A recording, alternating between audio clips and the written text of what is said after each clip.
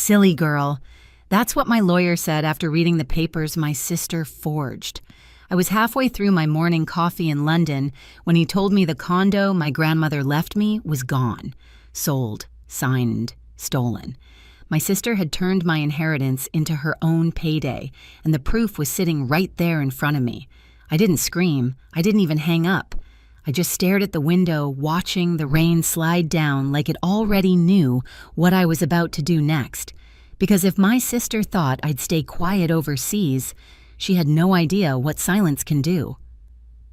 I used to think distance protected me from family drama, from their constant comparisons, from the quiet looks that said I'd never be enough. Living in London gave me space to breathe, to build something of my own. My sister Malene stayed behind in Florida, married well, became the perfect daughter everyone bragged about at church. Mom adored her for it. And me, I was the dreamer who left. But there was one person who never made me feel small, Grandma Evelyn. She was sunlight in a world of cold approval. Every summer, she'd brew lavender tea on her balcony overlooking Tampa Bay. The ceiling fan would hum while she told me stories about how she learned to start over after Grandpa died. "Don't let life make you small, Lizzie," she'd whisper, squeezing my hand. "You're meant to take up space." That condo wasn't just property. It was her legacy, a place soaked with her scent, her laughter, her love. When she passed, she left me the deed, handwritten and signed with her soft cursive. It was her way of saying, "I see you, even if no one else does." After the funeral, Malene handled everything: the flowers, the paperwork, the estate meetings. She looked so composed in her cream dress, greeting relatives like a hostess instead of a grieving granddaughter. I thought she was being responsible. Turns out she was rearranging more than roses. Mom used to sigh over the phone. "You should be more like your sister. She has her life together." I'd bite my tongue, sip my coffee, and let the comment slide. I learned early that fighting for fairness in our family was like yelling into a hurricane. So when my lawyer called that morning, when he said the condo had already been sold, I felt something inside me shift. The shock was cold, precise, almost surgical. For a moment, I imagined Malene signing the papers with that polished smile of hers, the one she wore when she wanted everyone to believe she knew best. I opened my laptop, scrolling through the photos on my phone until I found one of Grandma and me on that same balcony. Her hand rested on mine. The sunlight caught the silver watch she always wore. My throat tightened. That condo was more than walls and keys. It was proof that someone once believed I was enough. And now my sister had turned it into cash. The drizzle outside grew heavier, tapping against the window like a warning. I closed my eyes and whispered to no one, "Grandma, I'm sorry. I should have protected what you gave me." Then my phone buzzed again, a new email from my lawyer. Subject line, "Inconsistencies found." My heart stilled, because deep down I already knew who was behind them. Douglas's voice carried across the crackling line. "Elizabeth, there's something off about these documents," he said. "The notary stamps don't match and the signature looks rehearsed." I pushed my chair back, staring at the screen in disbelief. "Rehearsed?" I asked, though I already knew the answer. He hesitated, then exhaled. "Silly girl," he muttered softly, not at me, but at whoever thought they could get away with this. "Your sister must have forged it." Those two words, "silly girl," cut deeper than he meant them to. They stuck in my head, repeating themselves until the meaning twisted. To him, it was an observation. To me, it was a challenge. My sister thought I was too naive, too distant, too trusting to notice. Maybe I had been, but not anymore. I minimized the call and opened my email. There it was, the scanned copy of Grandma's will that Douglas had sent months ago. The signature on the estate transfer looked similar, but not identical. The loops were tighter, the pressure heavier. Malene always pressed too hard when she wrote. She liked leaving marks. Outside, the rain hadn't stopped.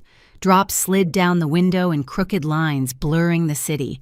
I felt the same blur inside me, rage and disbelief folding into something sharper.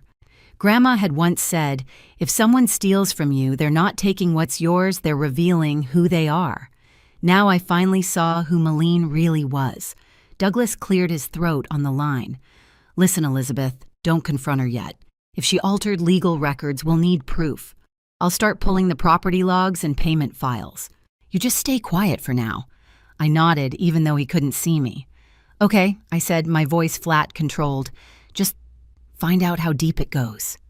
After he hung up, silence filled the apartment, the kind that hums in your bones. I stared at my hands trembling slightly over the keyboard. It wasn't just about the condo. It was about every dinner table where Malene had outshone me, every eye roll when I mentioned art school, every time Mom said, "You're too emotional." Maybe I was, but emotion was what made me human, and this time it was going to make me dangerous. I spent the next few hours digging through old emails, Grandma's letters, the digital scans, even old photos of her handwriting. Every stroke, every loop became evidence. When I compared them side by side, there it was, the difference clear as daylight.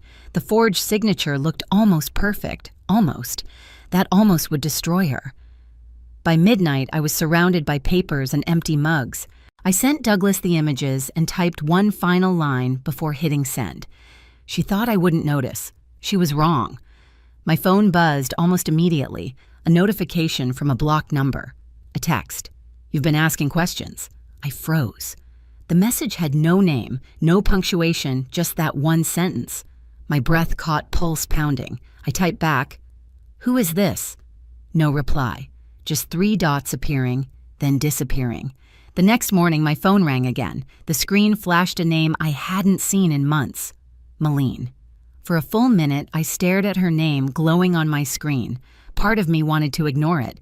The other part, curiosity, anger, maybe both, made me swipe to answer.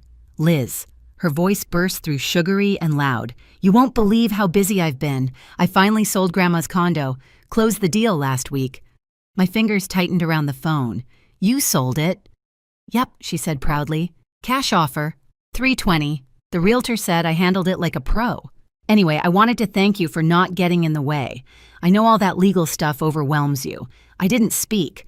Not because I couldn't, but because if I did, my voice would tremble from fury. And hey," she continued, cheerful as ever, "I'm sending you $10,000 next week. I figured you could use a little help with rent over there." $10,000. From my inheritance.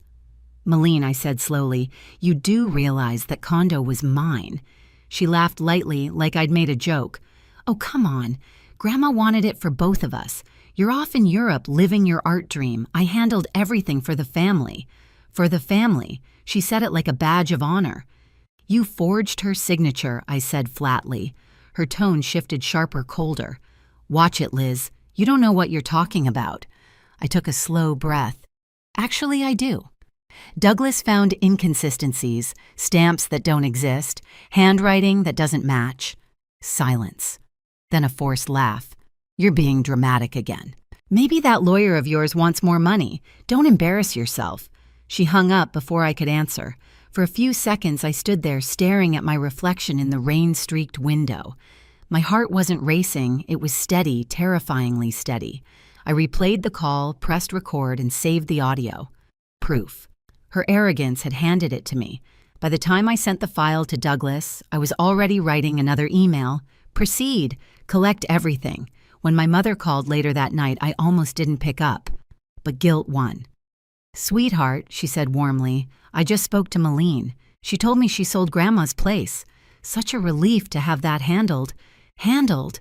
I repeated, my voice trembling. "She's been working so hard," Mom went on. "You should be proud of her." Proud. I swallowed the bitterness in my throat. "Did she tell you who inherited it?" A pause. "She said it was divided equally." I closed my eyes. "That's not true, Mom. Grandma left it to me." "Oh, Elizabeth." She sighed, tired already. "Why start drama? Your sister's done everything right. Please just let it go." The call ended before I could respond. For a long time, I stood in the quiet, surrounded by the hum of my fridge and the low hiss of London rain. They thought I was emotional, unstable, the silly girl who ran off chasing art instead of real life. But real life was about to find them. I opened a new folder on my computer and labeled it Truth. Inside, I began dropping files, recordings, letters, comparisons. This time, I wasn't just keeping evidence. I was building a reckoning. Douglas called 3 days later.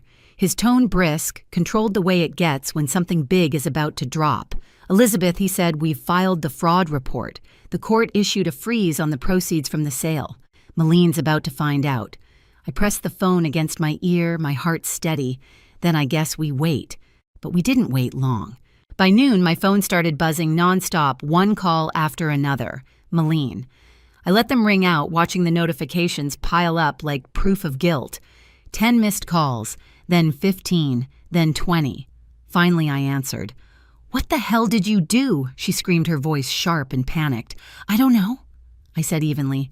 "Why don't you tell me? Don't play dumb, Liz." "The bank froze my account this morning. Do you have any idea what you've done?" "I didn't do anything," I replied. The truth did. There was a beat of silence, then a bitter laugh. "You've lost it. You think you can ruin me? You're delusional. You stole what Grandma left me," I said coldly. "You forged her name and pocketed the money. Don't act surprised when consequences show up." Her tone cracked. "Please, you were never responsible enough to manage that property. I handled it for the family the way I always do.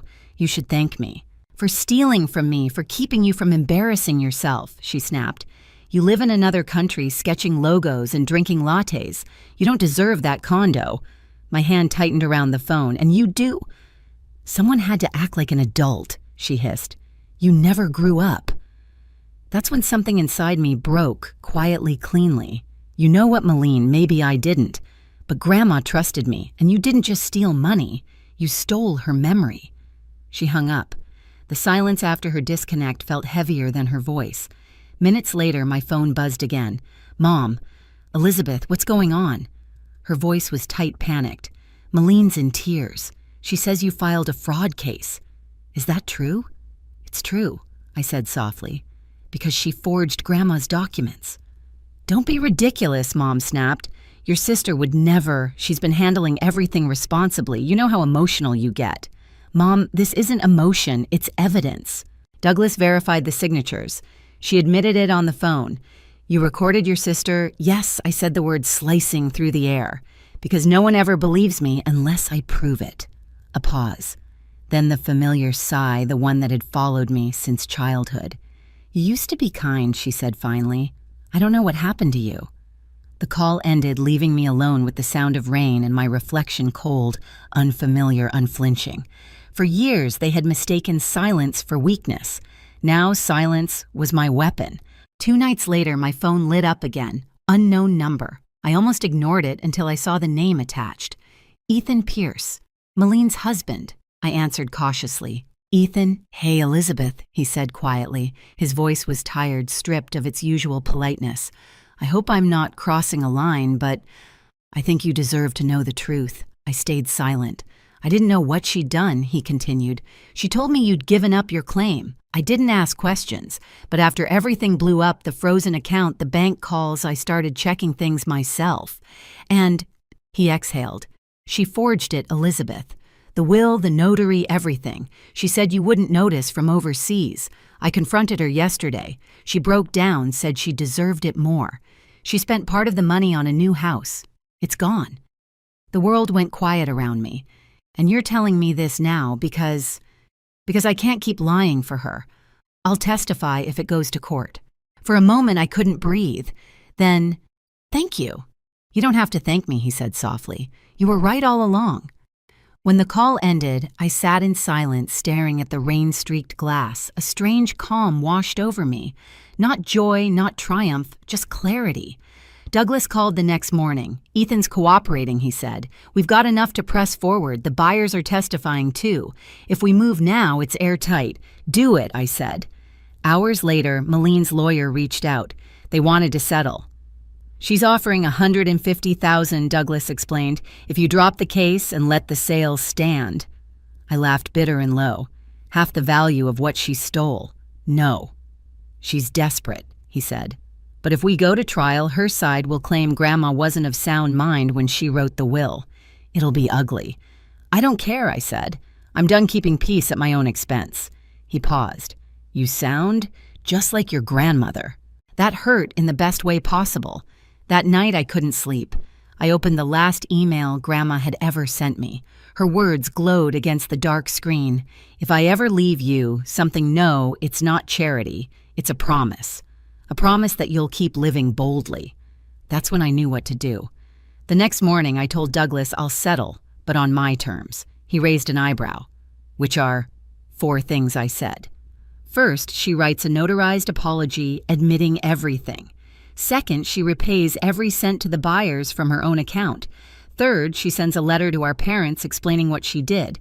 And fourth, she agrees legally to never contest another inheritance again. He blinked, then smiled slowly. Poetic, brutal. I'll draft it.